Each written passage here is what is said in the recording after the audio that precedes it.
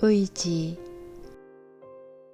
과학적인 방법으로 부자가 되고 싶다면 당신의 의지력을 당신 자신을 제외한 어디에도 사용해서는 안 된다. 사실 당신에게는 그럴 권리도 없다. 다른 사람을 움직여 당신의 소망을 이루려는 의도로 당신의 의지를 다른 사람에게 적용하는 것은 잘못이다. 정신력으로 다른 사람을 구속하는 것은 물리적인 힘으로 그들을 구속하는 것만큼 큰 잘못이다. 물리적인 힘으로 사람들을 윽박질러 일을 하게 한다면 그들을 노예로 만드는 것이다. 정신적인 힘으로 그렇게 하는 것도 마찬가지다. 단지 방법상의 차이만 있을 뿐이다.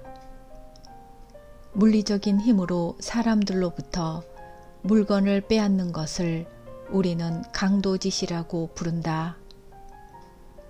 정신적인 힘으로 그렇게 하는 것도 강도질이다. 원칙적으로 둘 사이의 차이는 없다. 당신의 의지력을 다른 사람에게 사용할 권리는 당신에게 없다. 설사 그 사람을 위해서 그랬다고 해도 마찬가지다. 그 사람에게 무엇이 이로울지 당신이 어떻게 안단 말인가? 부자가 되는 과학은 어떤 경우에도 당신의 힘을 다른 사람에게 사용할 것을 요구하지 않는다. 그렇게 할 필요는 전혀 없다. 아니, 해서는 안 된다. 당신이 당신의 의지를 다른 사람들에게 적용하려고 한다면 당신은 소망을 이루지 못할 것이다. 원하는 물건에 당신의 의지를 적용시켜 그것이 당신에게 오게 할 필요도 없다. 그것은 신에게 강요하는 행위로서 멍청하고 쓸데없으며 불경스럽기까지 하는 행동이다. 원하는 물건을 얻기 위해 신에게 강요할 필요도 없다. 이는 당신 의지를 작용시켜 태양이 떠오르게 하려는 것과 마찬가지인 행동이다. 당신에게 우호적이지 않아 보이는 신과 대적하거나 당신 마음대로 제어 가능한 반대 세력을 만들어내기 위해 당신의 의지력을 사용할 필요도 없다. 생각하는 실체는 당신에게 우호적이며 당신이 바라는 것보다 더 많은 것을 당신에게 주기 위해 노심초사하고 있다. 부자가 되기 위해 당신은 그 의지력을 당신 자신에게만 사용하면 된다. 무엇을 생각하고 행동할지 깨달았다면 당신은 의지력을 조정해 올바르고 정확하게 생각하고 행동하는 데 집중해야 한다. 이것이 의지의 올바른 사용법이다. 의지의 올바른 사용만이 당신에게 원하는 것을 주고 당신을 올바른 길로 인도할 것이다. 특정한 방식으로 생각하고 특정한 방식으로 행동하기 위해 당신의 의지를 사용하라. 당신의 의지, 당신의 생각, 당신의 마음을 우주 공간에 투영시켜 다른 사람 혹은 물건에 영향을 미치려 하지 마라. 당신의 마음을 당신의 집, 당신 주변에 머물게 하라. 훨씬 많은 것들을 얻을 것이다. 당신의 마음으로 원하는 것에 대한 생각을 형상화하고 결의와 믿음으로 이를 유지하라.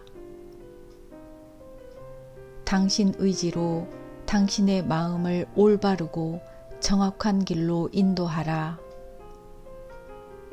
당신의 결의와 믿음이 확고하고 지속적일수록 당신은 빠르게 부자가 될 것이다. 이는 무형의 실체에 긍정적인 각인만을 새기기 때문이다. 부정적인 각인으로 이를 손상시키지 마라.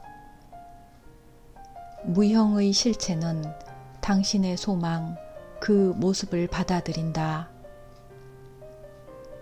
거리는 상관없다. 아무리 먼 거리도 문제되지 않는다. 아마 전 우주를 관통할 수 있을 것이다.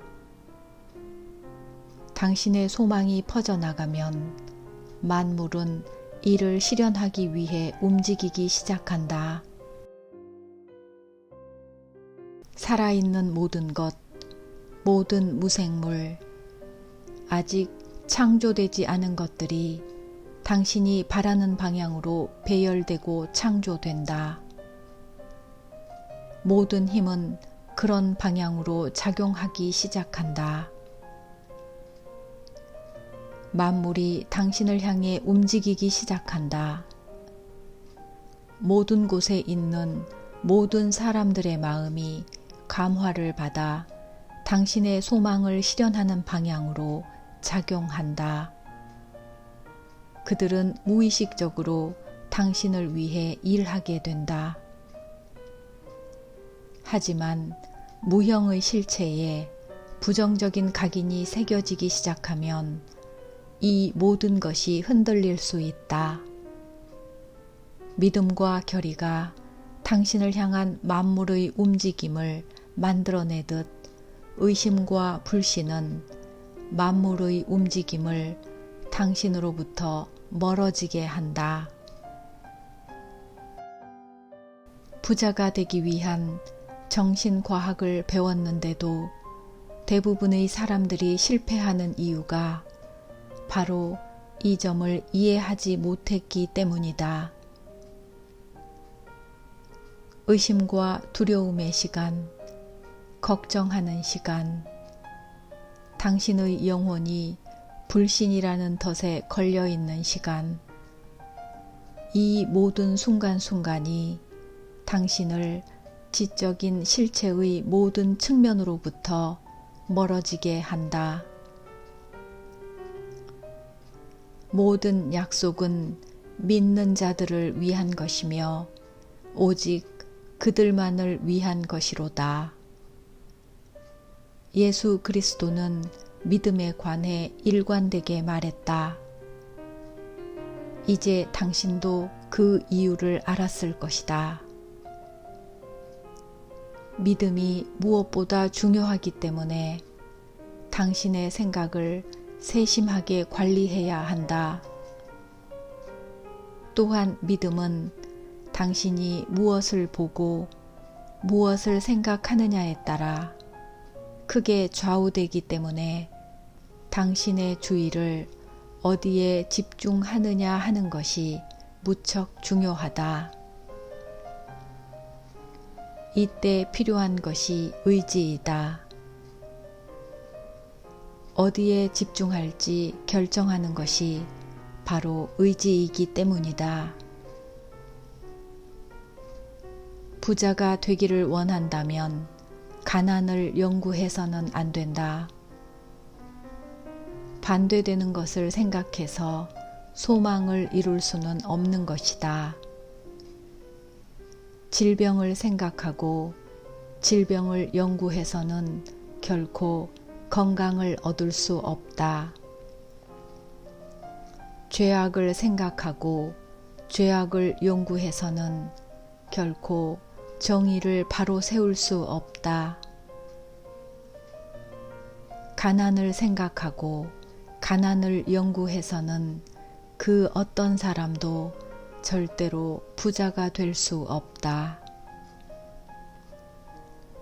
질병을 연구하는 과학인 의학은 질병을 늘렸다.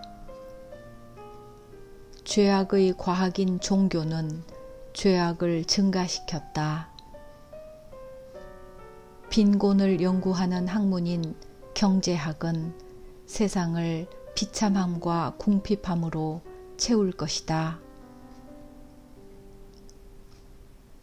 가난을 말하지 마라. 가난을 연구하지도, 가난에 관심을 기울이지도 마라. 가난의 원인에 대해 고민하지 마라. 당신과 관계없는 일이다. 당신이 고민해야 할 것은 가난의 극복이다. 가난을 없애는 방법은 당신 마음속에 가난과 관계된 영상을 집어넣는 것이 아니라 가난한 사람들의 마음속에 부와 관계된 영상을 집어넣는 것이다. 당신의 마음속에 비참하고 불쌍한 영상으로 채우지 않았다고 해서 당신이 가난한 사람들을 비참한 지경에 내버려 두었다고 할 수는 없다. 가난에 대해 고민하는 착한 사람들이 수를 늘렸다고 가난이 사라지는 것은 아니다. 믿음과 결의를 활용해서 부자가 되는데 성공하는 사람들의 수를 늘리는 것이 가난을 사라지게 하는 길이다. 가난한 사람들은 자선을 필요로 하지 않는다. 그들에게 필요한 것은 영감이다. 자선은 그들에게 한 덩어리의 빵을 던져줌으로써 그들을 계속해서 비참한 상태에 머물게 하거나 한순간의 오락을 제공해 줌으로써 그들로 하여금 괴로움을 잠시 잊게 해줄 뿐이다. 하지만 영감은 그들에게 비참한 상태에서 일어설 계기를 전해준다. 가난한 사람들을 돕고 싶은가? 그들도 부자가 될 수 있음을 보여줘라. 당신이 부자가 됨으로써 직접 보여줘라. 부자가 되라. 그것이야말로 가난한 사람들에게 줄 수 있는 최고의 도움이다.